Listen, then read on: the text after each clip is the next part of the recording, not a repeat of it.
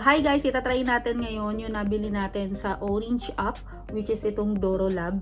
So, matagal ko na nabili itong Doro Lab na to, na eyelash, kasi hindi ako marunong maglagay ng false eyelashes. So, kung makikita nyo, napakaliit ng aking eyelash.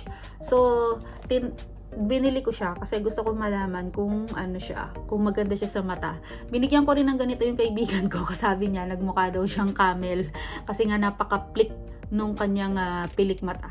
So, titingnan natin kung maganda ba siya talaga. Yung loob niya ay ganito guys, buksan natin. Tanan! So, ayan.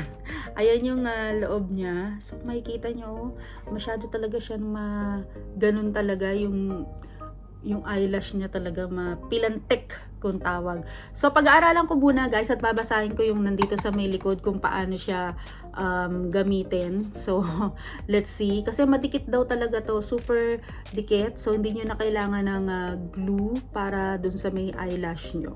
So, let's see. So, first things first ay i-curl daw natin yung ating eyelashes. So, i-curl na natin. Alam nyo guys, matagal na ako hindi nagka-curl ng eyelashes. Super tagal na. So, ayan. Na-curl na natin yung ating eyelashes. So, ang next naman is, bubuksan na natin yung ating Doro Lab na false eyelashes. So, guys, ito pala may nakalagay dito, inner,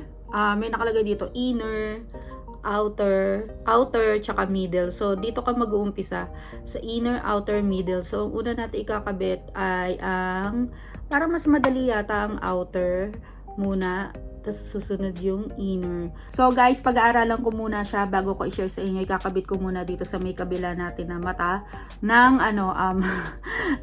wala muna ang camera. Tapos, pag nakabit ko na siya, then i-share ko sa inyo kung paano siya ilagay talaga. So, guys, ito siya na nakabit. Ayan. Actually, nahihirapan akong ikabit siya. Ayan. Siguro kasi,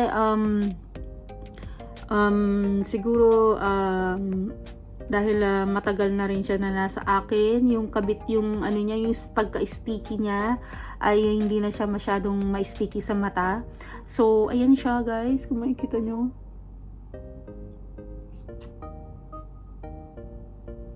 So, yan. Itatry natin siyang tanggalin. Tapos, ikakabit ko ulit siya.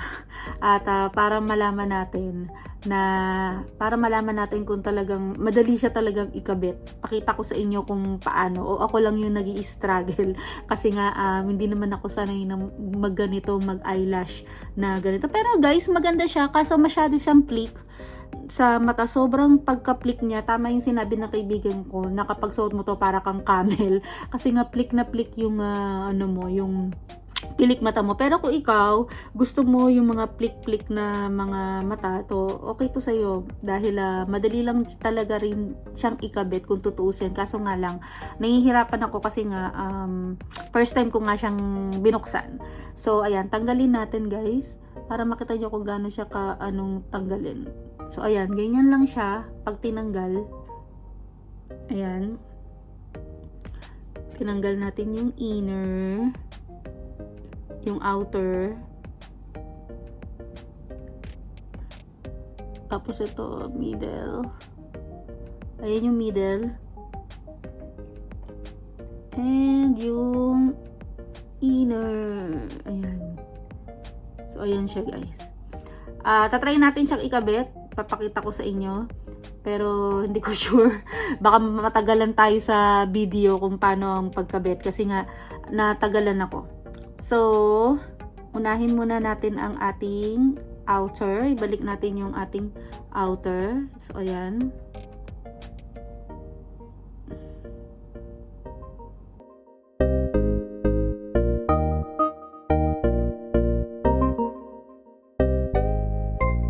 Then, yung middle.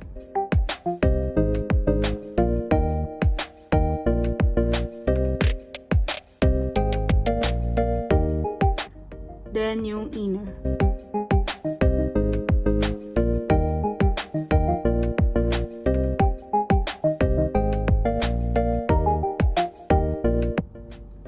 So, ayan guys, nakabit na natin yung ating Doro Lab na yan. na eyelashes. Yung pinapakita ng mga influencer na madali siyang ikabit, siguro kasi sanay na sanay sila na mag false eyelashes, kaya sa kanila madali lang siya. Pero para sa mga beginner like me, struggle siya talaga guys. Siguro dahil yung nabili ko na pang-grab, nakaganon siya. So, dapat siguro, pag bibili kayo ng tweezer na pang-grab nung eyelashes, dapat straight siya. Kasi para madali nyo siyang ikabit sa, sa eyelash. Pero overall, guys, maganda siya. Kung gagamitin ko ba siya pag lumabas kami, siguro guys, gagamitin ko. Pero hindi siya palagi kasi nga hindi ako sanay na nag-eyelash ng ganito. So, yun lang guys for today. At sana nagustuhan nyo ang video. At sana kung gusto nyo, ay try din tong Doro Lab. I will put sa comment below sa Orange app kung saan ko siya binili. So, yun lang. Paalam!